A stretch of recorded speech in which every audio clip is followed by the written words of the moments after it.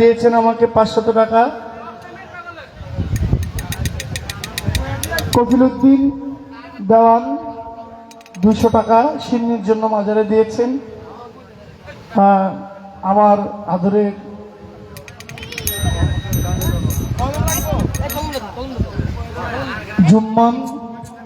জুম্মন ভাই, তিনি আমাকে 200 টাকা দিয়েছেন। আমার প্রিয় ভাই গাজীপুর বনমালা থেকে মাসুদ রানা, তিনি আমাকে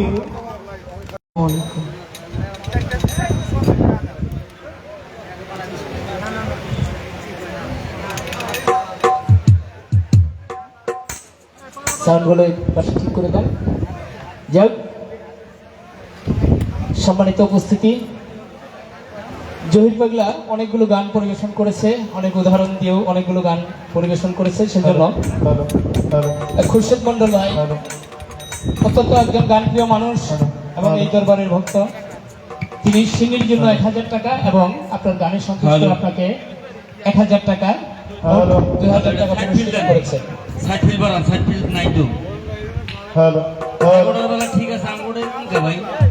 হালিম কন্ট্রাক্টর ভাই আপনার গানের সন্তুষ্ট হয়ে আপনাকে আরো 1000 টাকা পুরস্কৃত করেছে। সে সঙ্গে হুসেন ভাই একটু আগে যে শুটিং বাড়ি থেকে দিয়েছেন, তেমনিভাবে হুসেন ভাই শুটিং বাড়ি থেকে এসেছেন, আপনার গান শুনছেন এবং গান প্রিয় একজন মানুষ, আপনার গানের সন্তুষ্ট আপনাকে 200 টাকা পুরস্কৃত করেছেন। এবং সেই সঙ্গে গানের এক ভক্ত, তিনি নাম বলে নাই যদিও, 100 টাকা পৌঁছে দিয়েছেন। তার প্রতি ভালোবাসা এবং আমাদের এখানে আর হ্যালো রে কত কপাল খারাপ রে, হ্যালো দাঁড়ান, মানুষ টাকা দেয় তাই না, একদম ক্ষমা করবেন আমি কথাটা বলে নেই। কারণ হলো আমরা গান শুনছি, সবাই কিন্তু টাকা দিতেছি না, মনের একটা আনন্দ পাইতেছি, জ্ঞানের একটা কথা পাইতেছি, বুঝ পাইতেছি, এই জন্যই তো রাত্রিটা জাগি। কিন্তু কিছু গান পাগল মানুষ আছে যারা গানকে ভালোবাসে, শিল্পীদেরকে ভালোবাসে, সবাই সবকিছু মিলে 1000 2000 করে টাকা দেয়। তাদের নামটা যদি একটু সুন্দরভাবে সম্মানের সাথে যদি বলতে না পারি, সেখানে অত্যন্ত কষ্ট লাগে, যারা টাকা দেয় তারও আর যে বলে তারও। এই জন্য আপনাদের কাছে ক্ষমা চাই যে যখন কথা বলি মাইক্রোফোনে, কারণ একজন উপস্থাপক তার ভাষায় কথাটাকে সুন্দরভাবে বর্ণনা করার চেষ্টা করে, সেখানে বাধাগ্রস্ত হলে সেটা কিন্তু লাইনচ্যুত হয়ে যায় এবং কষ্ট পায়। যাই হোক, সেই জন্য জহির ভাই আপনি যেমন পাগলা, ওরকম আমাদের মধ্যে কিছু পাগলা আছে আপনার গান শুনছে এবং এই সাইডে আসছে, তারা ইশারা ইঙ্গিতে আপনি পাবেন, আপনাকে তারা এই গান পাগলা মানুষ আপনাকে 500 টাকা পুরস্কৃত করেছে। এবং আরো 2জন ব্যক্তি আপনার গানে, বনগাঁও ইউনিয়নের মেম্বার হোসেন ভাই 100 টাকা এবং ইসমাইল হোসেন দলিল লেখক আশুলিয়া ভাই আরো 200 টাকা, মোট 300 টাকা তারা 2জনে আপনাকে উপহার দিয়েছেন। এই গান পাগল যারা, তারা আছে দেখে আমি গান গাইতে পারি, নাহলে আমি আসলে এই যে শাস্ত্র তত্ত্ব এই বিষয়ে আমি খুব একটা পারদর্শী না, আমি পালাগানের জন্য উপযোগী শিল্পী না। তবে গান পাগল ভাইয়েরা আছে বিধায় আমার গান শুনে বা আমাকে নিমন্ত্রণ করে আনে, এই জন্য আমিও আমার এই কর্মটাকে আমি কন্টিনিউ করতে পেরেছি। তো আমাকে যারা অনেকে পুরস্কার দিয়েছেন, অনেকে দেন নাই, আপনারা আমার জন্য দোয়া করবেন, আমি যেন বড় গায়ক না হই, একজন ভালো মানুষ হইতে যেন পারি, আপনাদের সামনে যেন আসতে পারি। যারা পুরস্কার দিয়েছেন এবং আপনারা যারা আছেন উপস্থিত, সবাইকে আমার সালাম রইল। আরেকটি পুরস্কার আছে আমাদের মাসুদ রানা ভাই বনমালা থেকে আগত, আমাকে তো 500 দিয়েছেন। আমার যন্ত্রশিল্পী তারা আছে 6 জন, না 5 জন, এমনকি আমার গাড়ির ড্রাইভার সাহেব আমাদের জাকির হোসেন ভাই, আমাদের জাকির হোসেন ভাই সহ 6 জনকে 500 টাকা আমার ড্রাইভার সহ পুরস্কার করেছে। তো মাসুদ ভাইকে ধন্যবাদ জানাচ্ছি, সবাইকে আসসালাম।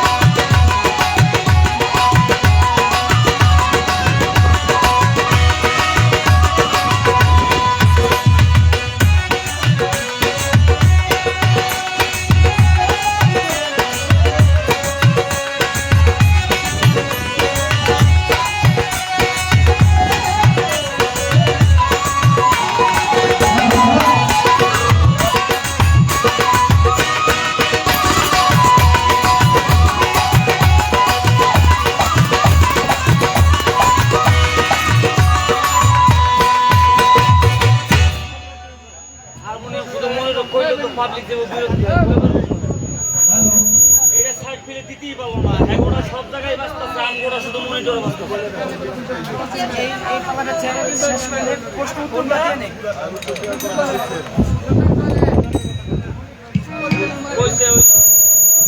পেলাম না তোর মন হ্যালো আমার হারমোনিয়ামের সাউন্ডটা কেন করতেছে এটা তো খুঁজে পাইতেছ না আজকে আমার কথাটাই বলার তাই আপনার কই কিছু লাভ নেই ওই সাইডে সবকিছু কিন্তু সব জায়গায় বাঁচতেছে আউটপুট সাইড ফিল মনিটর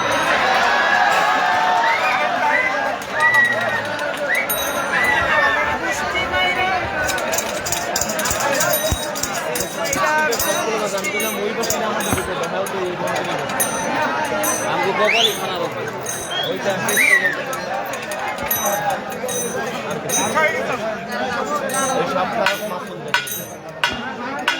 প্রয়োজনে মনে করো না এমনি ফোন দিয়ে শেষ করো কমিটি কইছে যে আপনি যাইতেছেন আমার দোষ কি লিখে দাম করে পাইছি লিস্টে আমরা তো ইনস্টিটিউটে কিছু করতে ফোন দিছি আয় দিয়ে আসছে ওইটি কিছু কইছে আপনাদের ওই যে করবো কাম কোথায় দেরি হয়েছে কি তো এই ঝামেলাটা করছি আমরা তাহলে কি আমি একা ইনস্টিটিউটে দেখছি আপনি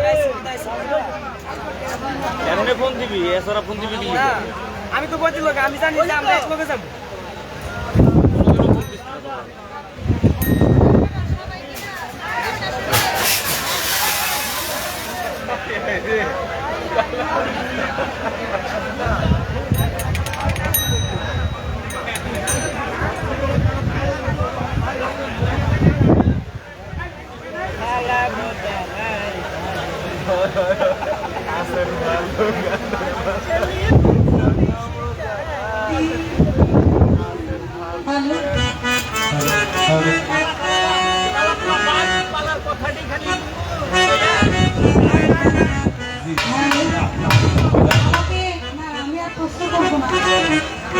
প্রশ্ন করছে জবাব দিতে হবে না যে কথাগুলো প্রশ্ন করছে জবাব দিয়ে আমি আবার পালাতে শুরু করেছি তারপর আমি কোনো প্রশ্ন করবো না শুরু গান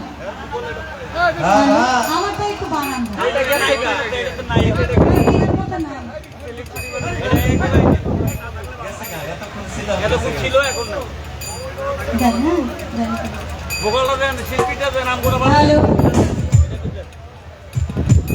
হ্যালো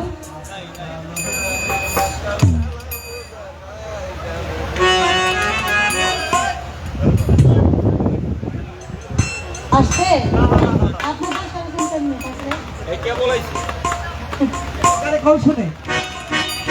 হ্যালো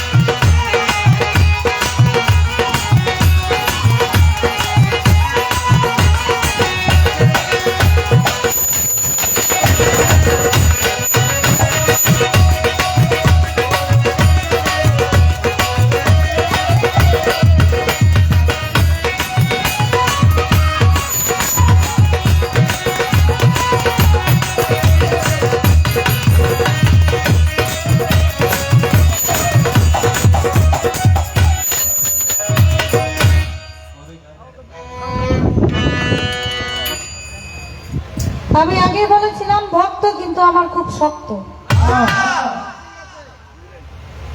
আমি কথা বলতে অনেক কথা বলেছি অনেক কথার মধ্যে আমি বলেছি যে বিয়ে করার আগে বিয়ে বসতে হবে বিয়ে বসতে হবে কেন এর জন্যই বসতে হবে রতি মতি জ্যোতি এই দেহের মধ্যে যা কিছু আছে এটা আধ্যাত্মিক মানুষ ছাড়া বুঝবেন না। আপনি ভক্ত হলে কি আপনার তো এখনো বলা পান, এর জন্য আপনি হয়তো বিষয়টা বুঝতে পারেন নাই। যদি বুঝতেন তাহলে এই কথাটা আমাকে জিজ্ঞেস আপনি করতেন না। গাল চাপা ভাঙ্গে গেছে তার মানে এই না আমি যে বলেছি যে বাপ এফুলারে কইতাছে বাবা তুই আমার আগে যাবি কেন, কারণ পোলা হইলেও যাইতে যাইতে বাজারে যাইতে যাইতে হাঁটতে হাঁটতে 10 বার জিরায় রাস্তার মধ্যে। আর বাপে এই যে বুঝা নিয়া একটা বস্তা 50 কেজি চালের বস্তা নিয়া দৌড়ে যাইতেছে, পিছের দিকে ছায়া দেয় ফলাই খালি জিরায়। এখন এখন এটা কেন হইছে? এটা হলো এর জন্য হইছে কারণ তার যে একটা শক্তি ছিল এই শক্তিটা সে ভয় করে ফেলছে বেশি, এর জন্য তার সমস্যা হয়েছে। এর জন্য আগের মতো সে জোয়ান ঠিক আছে কিন্তু বাবার সাথে সে পারতাছে না। আমি কিন্তু বলি নাই গাল চাপা কয়ে ডাইনে বামে আপনার আছে আমার আছে, যারা গাল চাপা ভাঙার সুখ না এরা তো মানে কষ্ট পাইব। আমি এই চাপা আর এই চাপার কথা কই নাই, আপনি যেটা বুঝছেন এর জন্যই বলছি, যার একটু বয়স হলে পরে বুঝবেন, বয়স হলে পরে বুঝবেন। কারণ যদি আপনি বুঝতেনি তাহলে এই যে মাঝখানে আপনি আইসা ভক্তি দিয়ে আমার কটা নাচরানা দিয়ে গেলেন, এটা তো প্রথম আপনি ভক্তিটা দিয়ে গানটা শুরু করতেন।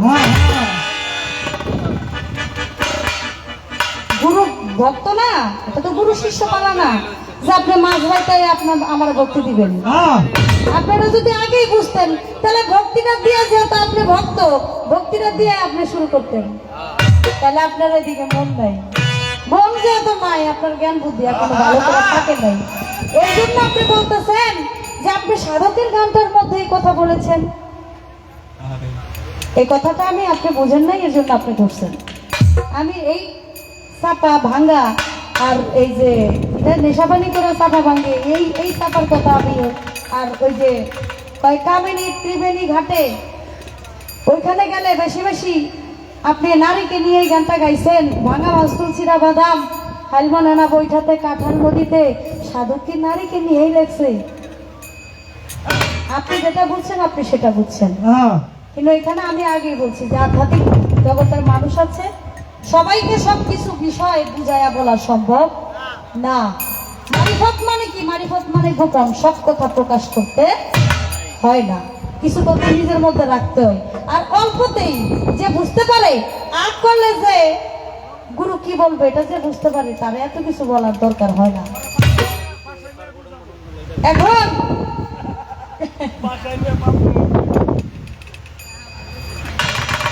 বিষয়টা হইল বিয়ে না করে যারা ব্যভিচারী জানা করে তাদের অবস্থাটা কি হবে? বিয়ে না করে যারা ব্যভিচারী জেনা করে, যারা খারাপ কাজে লিপ্ত হয়, তাদের বিচার আল্লাহ করবে। তারা কিন্তু একটা সময় তারাও কিন্তু টের পায়, কিন্তু কিছু কইতে পারে না, টের পায় না। যার কারো যদি বয়স হয়ে যায় তাহলে তার এই 25 বছর বয়সের কথা আর একটু বেশি একটু বয়সটা হয়ে গেলে তার চলাফেরা সবকিছু কিন্তু বেশি একটা বুঝতে পারে, সে নিজেরটা নিজেই বুঝতে পারে। যারা জিনা ব্যভিচারী করে, গুরুর কথা শোনে না, বাবা মার কথা শোনে না, পীর মুর্শিদের কথা শোনে না, জ্ঞানী লোক যারা তাদের সঙ্গ করে না, তারা কিন্তু শেষ সময় গিয়া এই ফেসাদে তারা পড়ে, কিন্তু তারা কারো কাছে হয়তো বলে না। তাদের বিচার তারা ঠিক মতোই পায়, পাবে না যে তা না। কিছু কিছু কর্মের ঘটনা, কিছু কিছু কর্মফল দুনিয়া থেকেই তারা ভোগ করা যায়, কিন্তু মানুষ বুঝে না। এখন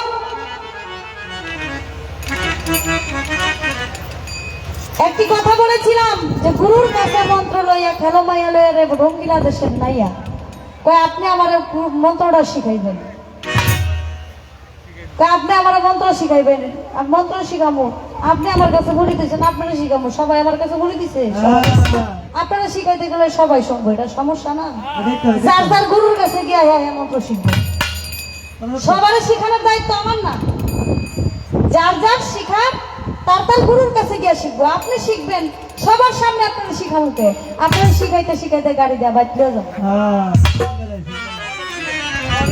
কারণ কিছু কথা সব জায়গায় বলা ঠিক না। তাহলে আপনি যেহেতু আমার ভক্ত, আপনাকে শিখাইতে হবে, আমি আপনার গুরু, তাহলে এটা সবার সামনে শিখানো যাবে না। আপনাকে শিখাইতে হলে আপনাকে ওইভাবে শিখাইতে হবে আপনি যেন এই মন্ত্রটা শিক্ষা নিজের মধ্যে রাখতে পারেন। এই কান্দা ঢুকে যদি এই কান্দা বাইর করে দেন, তাহলে কিন্তু মন্ত্র শিক্ষা কোনো কাজ হবে না। এবার আমাকে প্রশ্ন করেছেন, আপনি, আপনার কাছে আমার জিজ্ঞাসা থাকবে, আপনি আমাকে একটু বলবেন, মানুষ দুই প্রকার, তেফেল এবং কামেল। তেফেল থেকে কামেল হইতে গেলে কয়টা স্টেশন পার হইতে হয়? এই যে প্রথমে একটা কথা বলছেন জিজ্ঞাসা, গুরুকে কখনো জিজ্ঞাসা করা যাবে না, কারণ গুরু আপনার চাকর না যে আপনার জিগাইবেন আর গুরু উত্তর দিব। ঠিক কি? গুরুর কাছে গেলে কিছু বিষয় আদব কায়দা শিখতে হয়। গুরুর দরবারে কখনো জুতা নিয়ে হাঁটা যাবে না, গুরুকে কেন এই প্রশ্ন করা যাবে না, গুরুকে কখনো জিজ্ঞাসা করা যাবে না, গুরু যে পাত্রে খায় সে পাত্রে খাওয়া যাবে না, গুরু যেখানে বসে সেখানে বসা যাবে না, গুরুর চোখে চোখ রেখে কথা বলা যাবে না। এবার আপনি বুঝেন ভক্তই আপনি কয়টা কাজ করছেন। গুরু আপনাকে, গুরু কাছে আপনি জিজ্ঞাসা করবেন কেন? আপনি তো চাতক পাখি, আপনি তো গুরুর দিকে চেয়ে থাকবেন, আপনি তো খালি এইদিকে চাইয়া চাইয়া ভাববেন যে পথের আশায় থাকবেন।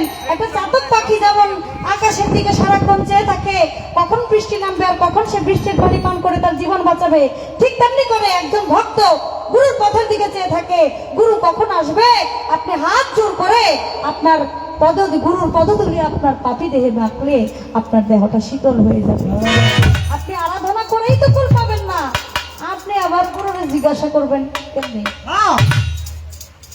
তাহলে গুরুর কাছে কখনো জিজ্ঞাসা করা যাবে না, গুরুর কাছে আপনি আরাধনা করতে পারেন, গুরুর খুশি আপনাকে সে জবাব দিবে না, দিবে না। একটা গান আছে না যে ওরে জোর কোহরিয়া বুঝতে গেলে তার ঘাটে মরণ গেলে, জোর কোহরিয়া বুঝতে গেলে তার ঘাটে মরণ গেলে, কেউ বুঝতে পারে না রে ওলি আল্লাহর খেলা, আমার পীর মুর্শিদের খেলা, কেউ বুঝতে পারে না রে পুত্র ছবি খেলা, আমার দয়ার চাঁদের খেলা।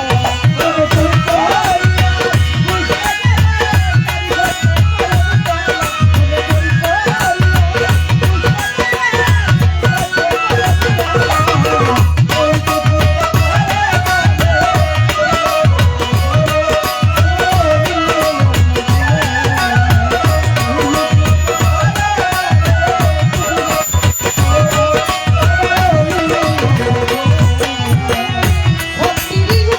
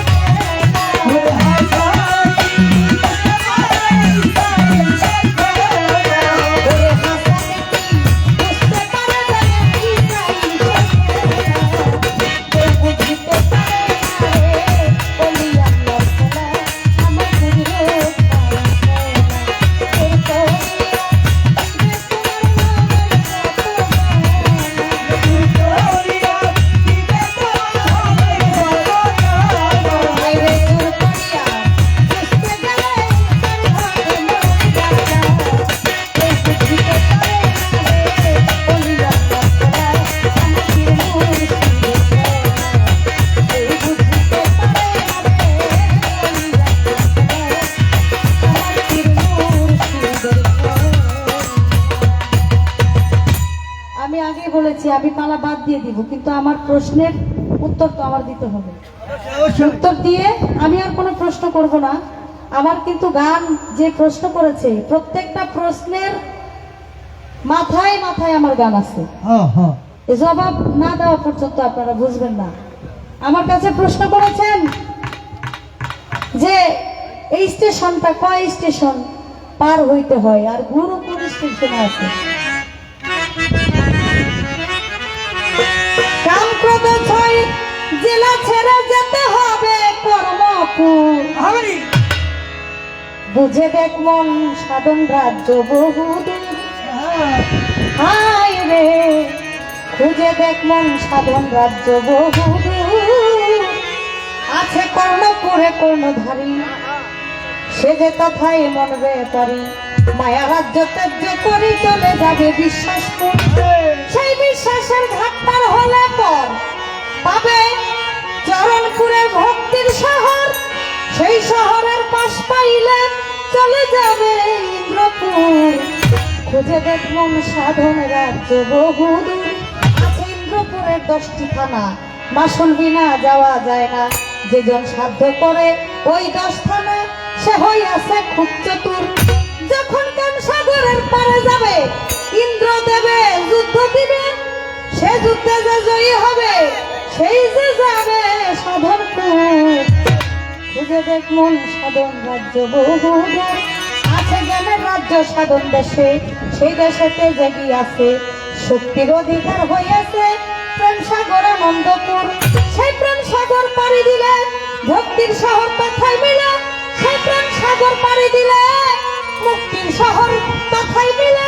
রাজ্য বেতাই নাই কপালে হয়তো অনেক ঘুরে অভিজ্ঞতা।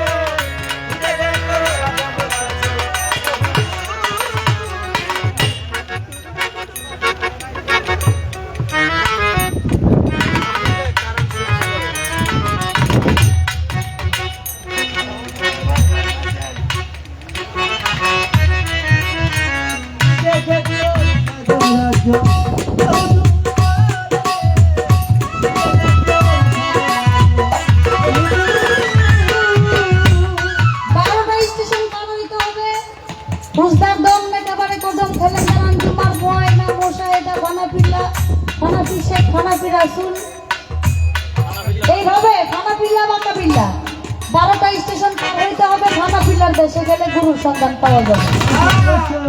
আমাদের শাহালি বাবা মিরপুর ফোকরাজ রহমতুল্লাহ আলাইহি সে শাহালি বাবা যখন বাগদাদ থেকে এখানে আসছে মসজিদ গড়ে শাহালি বাবার এই যে মাজারটা এটা কিন্তু মসজিদ গড়ের মধ্যে আপনারা অনেকেই জানেন। 40 দিনের একটা সিলাই বসছিল আমার শাহালি বাবা বলছিল 40 দিন হওয়ার আগে কেউ এই দরজা খুলে ভিতরে প্রবেশ করার চেষ্টা করবে না। তোমরা বাহির থেকে অনেক কিছু শুনলেও ছোট বাহির থেকে অনেক কিছু শুনলেও ভিতরে কখনো প্রবেশ করবে না। যেদিন 39 দিন পূর্ণ হয়েছে ওই ভিতর থেকে ঘরের ভিতর থেকে ইল্লাল্লাহ বলে একটা শব্দ হয়েছিল। আর ভক্তরা বাহির থেকে দেখে 2-3 জন যুদ্ধ করলে যেমন একটা আওয়াজ হয় ওই ভিতরে তরবারির আওয়াজ হইতেছে ভিতরে। 39 দিন পূর্ণ যখন হয়েছে ইল্লাল্লাহ বলে যখন শব্দ হয়েছে তখন ভক্তরা দরজা ভেঙে ঢুকছে। ঢুকে দেখে জায়গায় জায়গায় শাহালি বাবার ছিন্ন বিচ্ছিন্ন দেহ এই জায়গায় জায়গায় পড়ে আছে রক্তের খণ্ড। কারণ শাহালি বাবা খানা পিল্লা বাঁকা বিল্লার দেশে চলে গেছে। তাকে আর কেউ দেখে নাই। গাইবি আওয়াজে বলছে এই টুকরাগুলো একত্রিত করে সেখানেই তোমরা দাফন করো। ভক্তরা সেখানেই দাফন করছে। এখন শাহালি বাবার সেখানে মসজিদ ঘরের মধ্যে সেখানে শাহালি বাবার দরবার মাজার হয়েছে। তাই খানা পিল্লার বাঁকা বিল্লার দেশে যাইতে হলে এই স্টেশনগুলো পার হইতে হয়। আমি আর বেশি কিছু বললাম না। একটা প্রশ্ন আমাকে করছে যে ভক্তি দিলে নাকি মন্ত্র পড়তে হয়, সে মন্ত্র শিখতে চায়। মনমোহন সাধুরের গানের একটি কথাটা অল্প একটু শোনাই। চোখেরই জল প্রাণেরই টান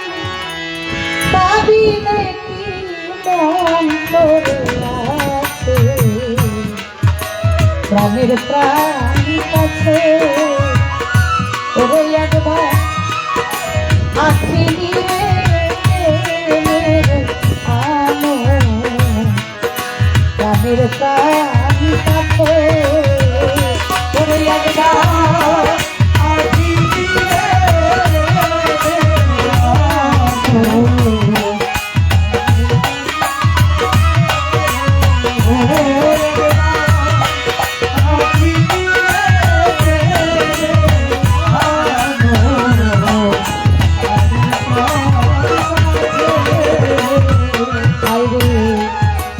আনো ধরাতে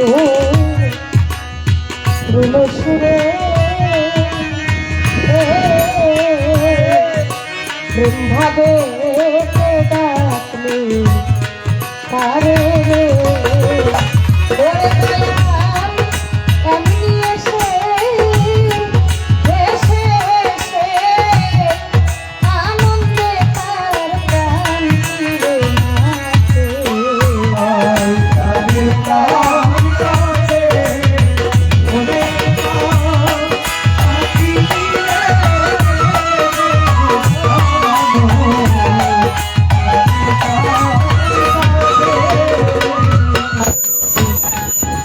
মানুষের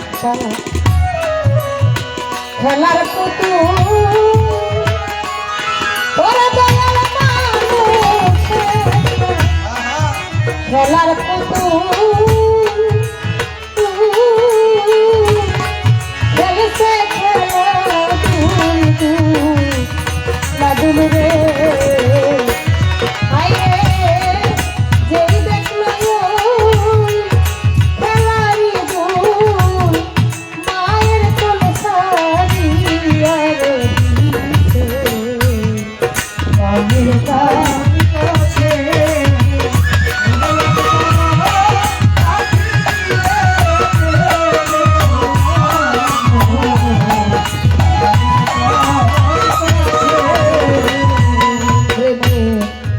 আভাস পাইয়া বনমহ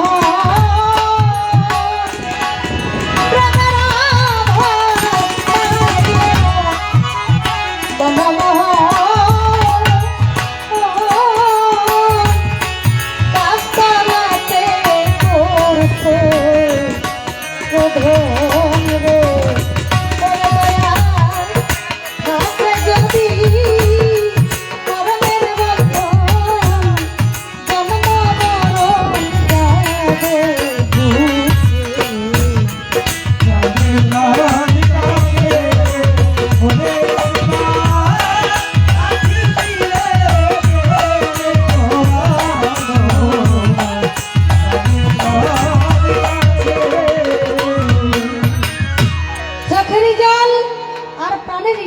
পাবি নাকি মন্ত্র আছে একবার আখি দিলে টেনে আনো প্রাণের প্রাণ কাছে এছাড়ার কোনো মন্ত্র নাই। এই যে বলা হয়ে গেছে, বলা কোয়া শেষ। অনেক কথা বলেছি, পালা করতে গেলে অনেক কথা বলতে হয়, ভুল ত্রুটি হতেই পারে, ওটাই স্বাভাবিক। তাই আল্লাহর হস্তে ক্ষমা করবেন যদি আমার কথায় ভাষায় পালা করতে গিয়ে যদি কোনো ভুল ত্রুটি হয়ে যায়, ক্ষমা চাই আপনাদের কাছে দয়ালের দরবারে। এবার বিচ্ছেদ গান করি। বিচ্ছেদের কথা বলেছেন, একটা বিচ্ছেদ গান করার চেষ্টা করি।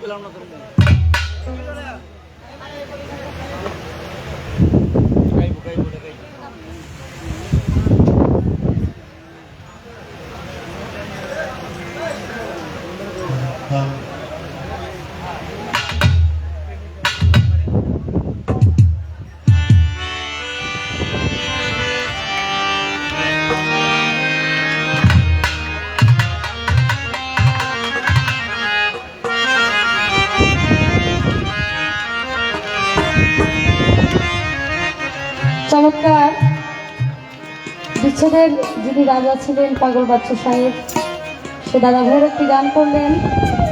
আর আমার মন থেকে আমার তোর ভাই ছিলেন নুর আলম সরকার, চলে গেছে পরে। আল্লাহ যেন তাকে জান্নাত নসিব করে, তার লেখা একটা গান আমি গাওয়ার চেষ্টা করি।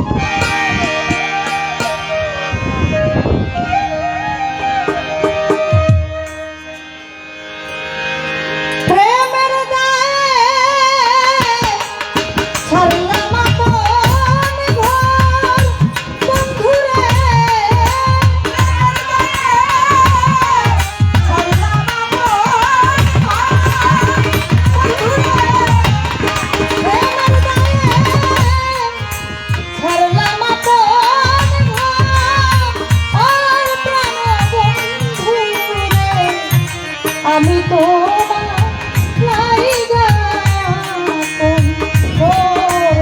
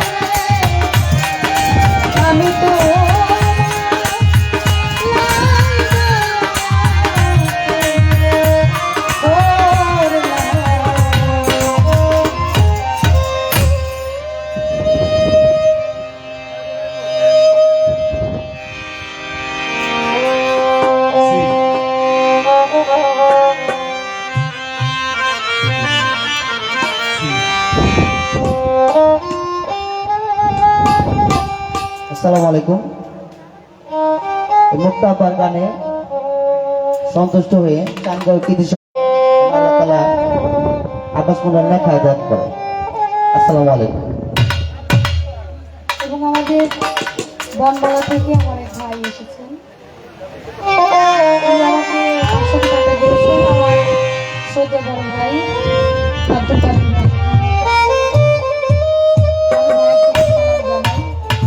এবং আপনারা গান শুনছেন, আরেকটি গানের কথা আমাকে বলা হয়েছে, সেই বিশেষ গান করতে আমাদের জহির পাগল আপনাদেরকে ভালো ভালো কিছু গান শোনান।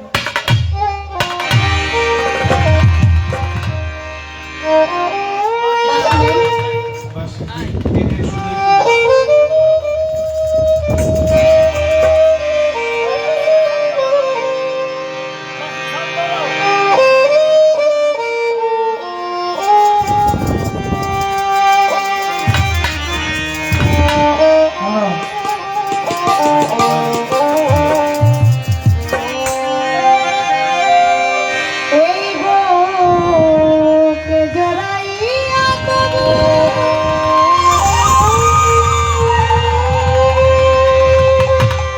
আমি পেলাম না তোর বন্ধু।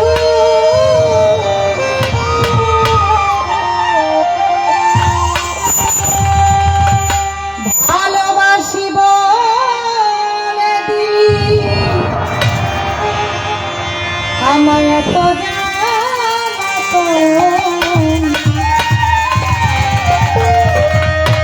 বুঝেছি বুঝেছি অপর নাম করণ বুঝেছি বুঝেছি বুকে জড়াইয়া তুমি পেলাম না তোর বন্ধু।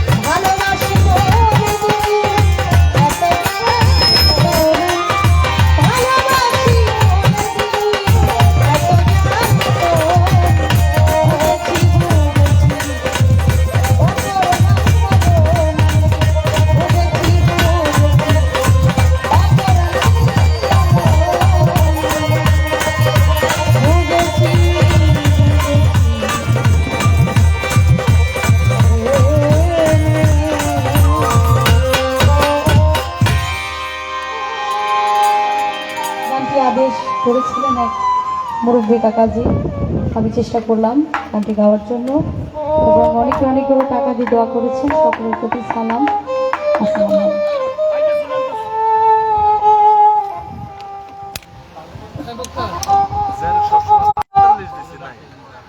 ইয়ে হোক, অনেক সুন্দর গান পরিবেশন করলেন মুক্তা সরকার। খুরশেদ মন্ডল ভাই মুক্তা সরকারের গানে সন্তুষ্ট হয়ে তাকে গানের মধ্যেও দুজন শিল্পীকেই তিনি দেখেছি যে 500 1000 টাকা পুরস্কৃত করেছেন। সেই সঙ্গে আবারও তিনি 1000 টাকা মুক্তা সরকারকে গানে সন্তুষ্ট হয়ে উপহার দিয়েছেন।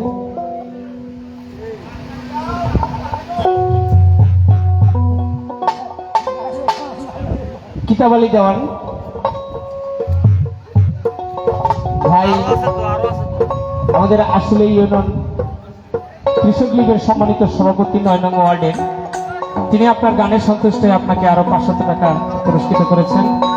সেই সঙ্গে জালাল উদ্দিন ভাই বিশিষ্ট ব্যবসায়ী, বিশিষ্ট শিল্পপতি ভাই আপনার গানের সন্তুষ্ট হয়ে আপনাকে আরো 200 টাকা পুরস্কৃত করেছেন।